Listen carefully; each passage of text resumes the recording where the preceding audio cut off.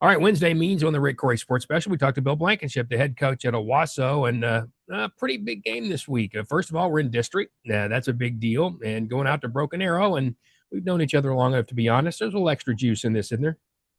Well, you can't help but being involved with Josh over there for the last several years, and and there are just other coaches there that I have a relationship with, guys that have coached with me and against us, and Travis and I have battled a lot of times over the years, and so there will be a lot of juice in it if all you ever said was just Broken Arrow and Owasso, take all the personalities out of it, it would still be a big deal.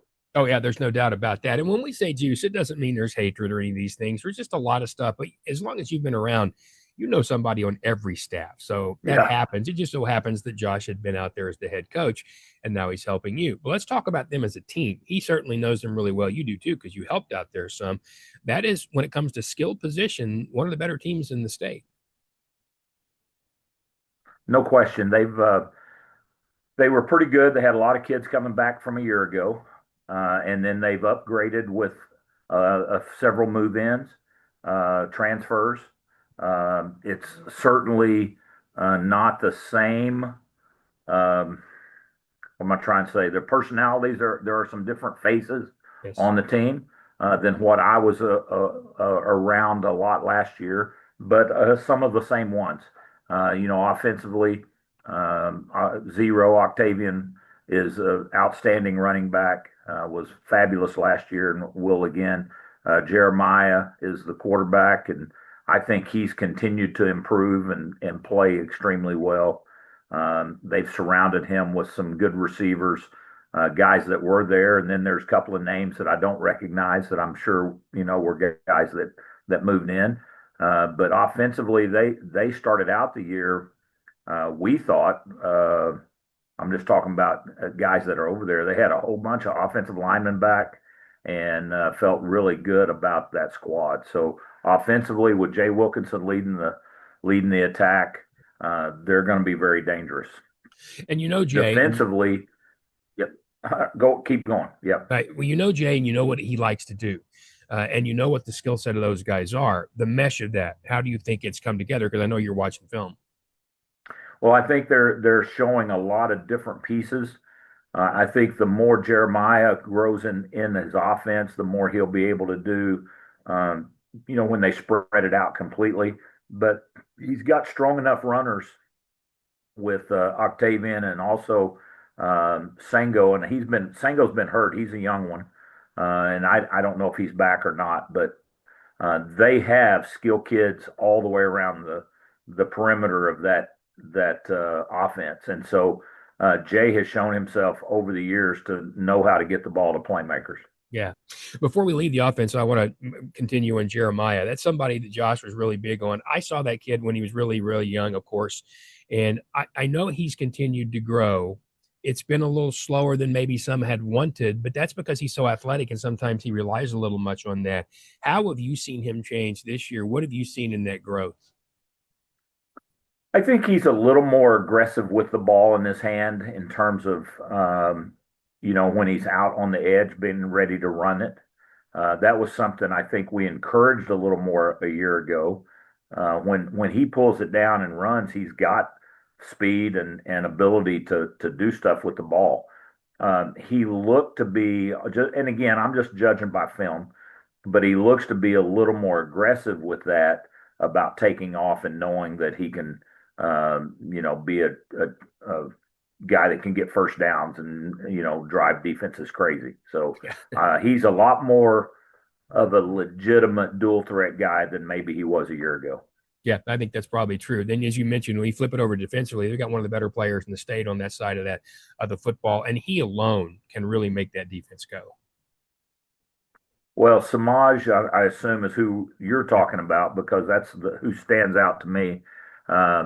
When he was at Jinx a year ago, I was standing on the sideline for the semifinal matchup with Owasso and Jinx, and he was just all over the field. He made tackle after tackle after tackle, defended passes, and then they're involving him a little more on the offensive side too. I think he's probably channeling a little Travis Hunter in Yeah. him, and playing both sides of the ball some. But Samad's an outstanding athlete. He's making plays, and they put him on defense in a place where he can be all over the field at that main safety spot. In that case, when you game planned against a lot of defenses, when a guy back there is that kind of good, anything different you do? Well, I think that he is so involved in the run fits. It doesn't really matter where he is. I mean, he's going to be a guy that loves to hit. He loves to tackle. I shouldn't even say it that way. He just likes making plays, and so he's going to involve himself in the game. Whether if he recognizes drop back pass, he's going to get back in the middle and roam, and be able to overlap and to create problems for where you're trying to throw the ball. And then he's going to try to be that extra hat coming down in the box and be able to get a lot of help for the defense that way. Yeah, and he's big enough to make it work too. When you look at that defense, who else pops out at you? I think the secondary primarily, and it's not new to folks that have studied it, but the Gillespie youngster that came from Union is really a good player. BB that came from over here is really a good player. They're very talented. They're playing with another corner that was already at Broken Arrow, Farrell, and I think those four guys are legitimately, by position. I don't want to downplay the defensive front. I'm just saying, as far as the strength of that defense, that's probably where it lies. They've got good players up front and good players at linebacker, but they're not quite as well known, as people all know all about all the move-in kids, and then also the guys that were left over in the secondary. I smile a little bit because it's just it's still bizarre to me. That kid was here, this kid was there, that kid was over Yeah. there, this guy was at our place, and they're all different places nowadays. There were times when parents would move, but not like now. It's just got to be a bang up time for real estate people, right? Probably so. Probably so. All right. Now, this is brought to you by Tulsa Accident Care Center. So, look, we know that around that stadium, it's going to be not just busy, it's going to be a city around that Broken Arrow Stadium. Bill knows what goes on out there. It's the same thing that happens in Owasso for a home game, Union, Jinx, Bixby, you name it. And it's going to be that way at Jinx because Bixby goes in there. It's going to be that way at Union with Santa Fe. We're starting district play. If somebody has a car wreck in one of those things, the last thing you need is to worry about all the places you have to go. And that's why our friend Jared Gallagher has started Tulsa Accident Care Center, which means that if you have a car wreck and there's an injury there, this is for you, not the car, then you go to one place. You need medicine, you go there. You need a doctor, you go there. You need imaging, you go there. You need to see a physical therapist, you go there. Zero down, out of pocket, just walk in, and you don't have to make an appointment. So do you want to go all over town, or do you want to go one place? Makes sense to me. You go to Tulsa Accident Care Center. It's 888-8080. That's how you get a hold of them. They're in Owasso, they're in Broken Arrow, and they're in Tulsa. And God forbid, I hope you don't have a wreck. I'm going to and from. But if there's a chance, it's going to be around a stadium one Friday night where it's going to be really busy. So just be careful out there. And if you need them, call Tulsa Accident Care Center. All right. Now, we talked about Broken Arrows, talk about your group. And every week Okay. we ask how you've seen them improve. You had a bye week. You had a little time to talk and get some things done. What do you think you got accomplished? I think we're getting much, much better about how we practice. Um, you know, it's hard to explain that to people that aren't here every day, but on the very best teams that I've been around, and then if you get on any kind of Twitter or YouTube or any of that, if you like to listen to big time coaches, at the NFL level or at the college level, they all like to talk about the character and the way teams are. And on the very best teams, the very best teams, the very best players are the best practice players.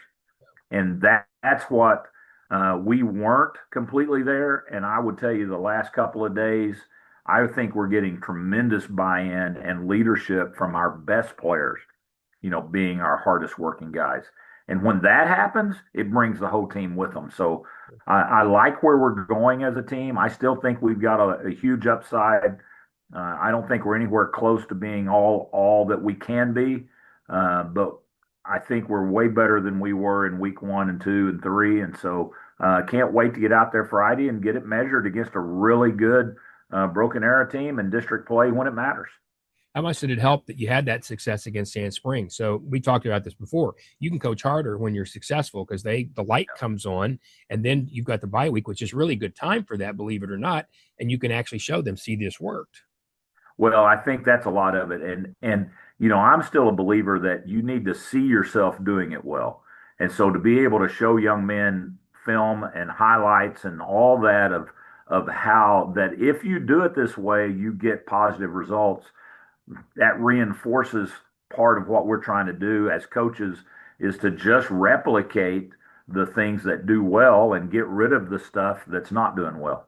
That is makes it sound simple, but it's not that Yeah. easy, is it? When you put them out No, there in it's their not, actual. but it is a simple concept. Yeah, it is. And you said something there I thought was really important. And Lauren Montgomery said this too, beginning of the week. He talked about teaching guys to watch film. You're talking about teaching to practice.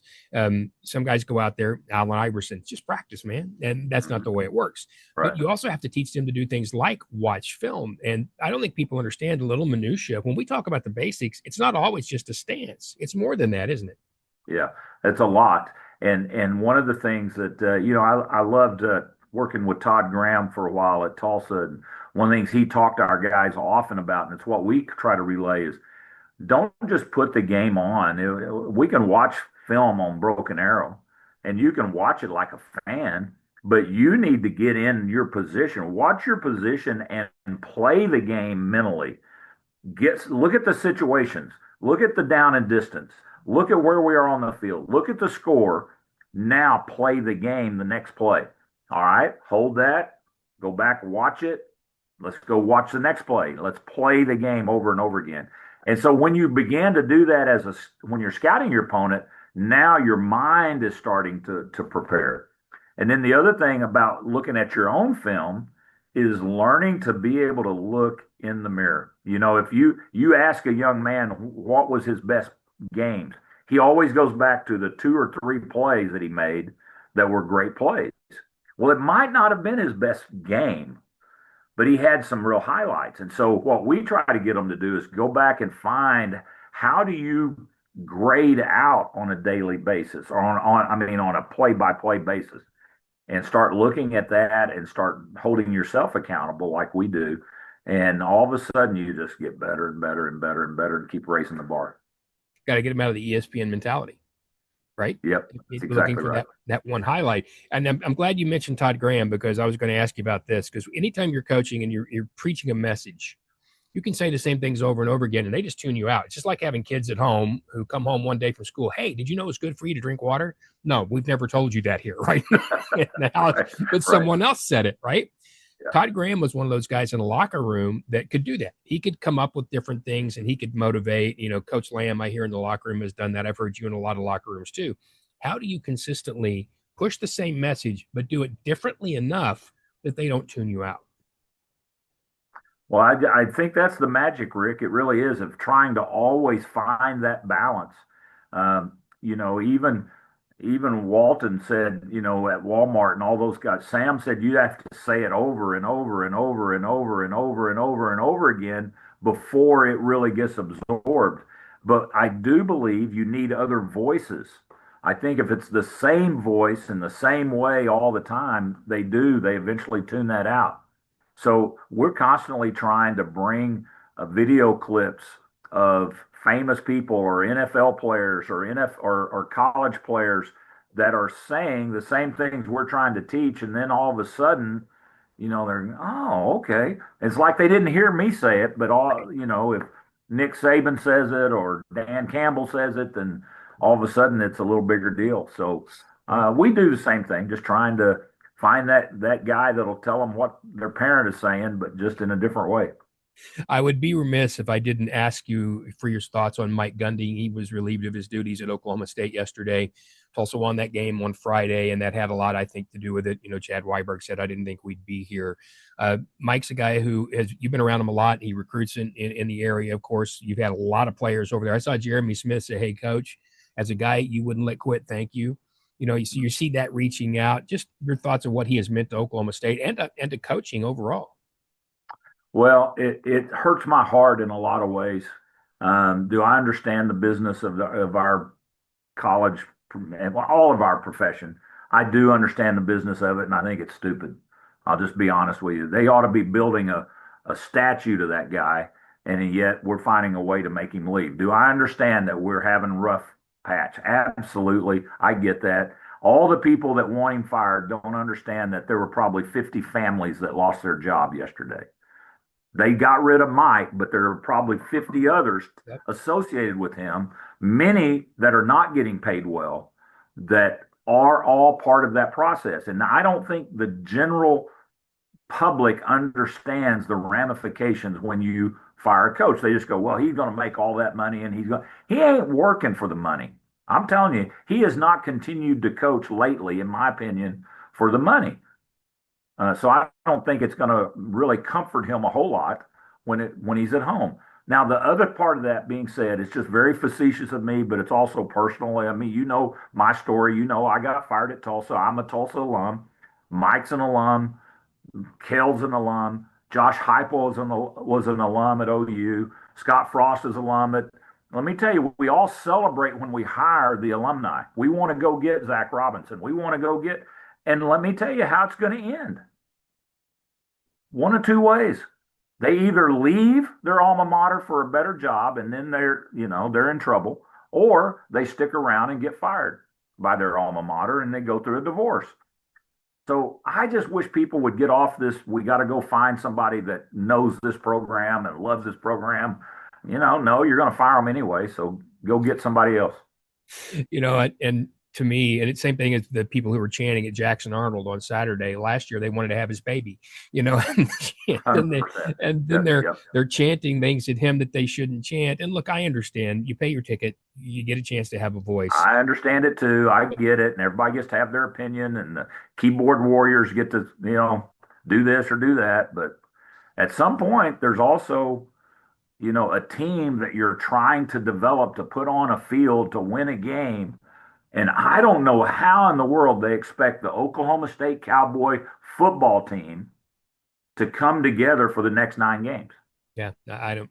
I think that's hard, and I agree with you. There better be a statue out there someday when they realize how much he did for a program. I Yeah, mean, they stood there and beat Notre Dame in the Fiesta Bowl, and that right, hadn't happened before. And with right. time, it will happen. I think Sure. it doesn't help a lot right now. Well, I wanted to get that from you and say thanks. Before you go, But at last least thing. I'm not very opinionated on it, Rick. I don't have a lot of. Well, that's why I wasn't too worried about asking. Last thing, couple of things you think you really have to do well to go over there in Broken Arrow and come home with a win. Boy, I think number one, we got to play within ourselves and not get caught up in anything.